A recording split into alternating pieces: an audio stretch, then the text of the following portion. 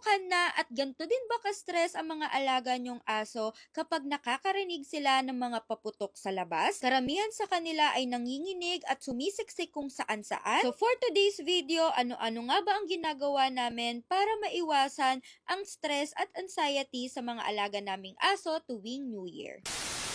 Nabalitaan niyo na ba na may namatay na fur baby dahil sa takot sa paputok? Shinare ko sa aming FB page ang kwento ni Kimchi na pinost ng Fervent Animal Rescue and Advocacy. Si Kimchi po ay natakot sa paputok, nanginig, and nag-lead ito sa seizure at ito yung cause ng kanyang pagkamatay. In short, sa takot po sa fireworks. And kaming SP team ay nakikiramay po sa pagkawala ni Kimchi. Usually, kapag malapit na ang putukan, as early as possible is pinapakain na namin yung mga fur babies namin. So, around mga 2 p.m. kailangan is nakakain na sila. Much better kasi bago magsimula ang putukan sa labas is busog na sila, nakawiwi, at syempre, nakapupo na din sila. And for me, much better po kung meron kayong mga cage sa bahay para secured na secured talaga sila. Ilagay nyo po sila sa isang kwarto na magiging komportable sila. Niready na nga namin tong cage ng mga pango, so lahat to, 15 doors to, is mapupuno po ito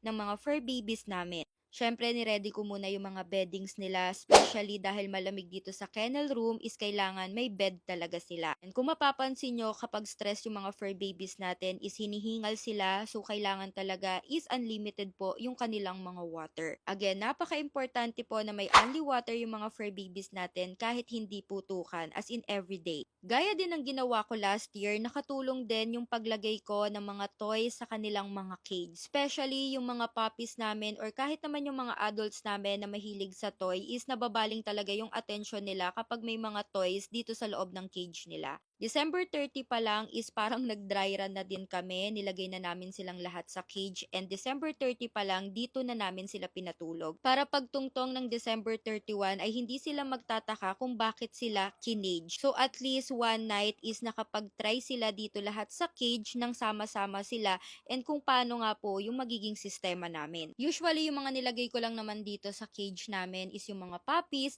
at syempre yung mga takot talaga sa fireworks, sa mga loud noises. Kapag meron kasi tayong mga cage at sa sobrang busy nating fur parent, kaka-prepare, kakaluto for New Year, at least dito is secured sila and kapag nag-umpisa na yung putukan, hindi sila matataranta, hindi sila tatakbo palabas at hindi sila mawawala. So ganito na yung naging setup ng aming kennel room pagkatapos namin silang ilagay lahat. So lahat po yan ay may laman. And dito pala sa aming kennel room, syempre meron tayong air purifier. Nilalakasan ko din talaga yung aircon as in pinapalamig ko talaga yung buong kennel room para komportable sila. At hindi pwedeng mawala sa lahat ang napakalaking speaker dahil magpapatugtog po tayo ng malakas na calming music for dogs. Kapag meron kasing music is hindi nila maririnig yung mga paputok sa labas. And last but not the least is pinagtitake ko po sila ng calming treats. So makakahelp to pampakalma sa ating mga alagang aso at pusa kapag stress na sila sa mga gantong sitwasyon. Pwede din to gamitin kapag may separation anxiety yung mga alaga nyo, sa car rides or sa grooming session. At kapag wala namang mga cage yung mga fur babies nyo, ay highly recommend na gawin nyo tong anxiety wrap sa inyong mga fur babies. Pwede namang gumamit ng tela pero ako nagpo-provide talaga ako ng bandage para maganda talaga yung yakap nito sa katawan nila.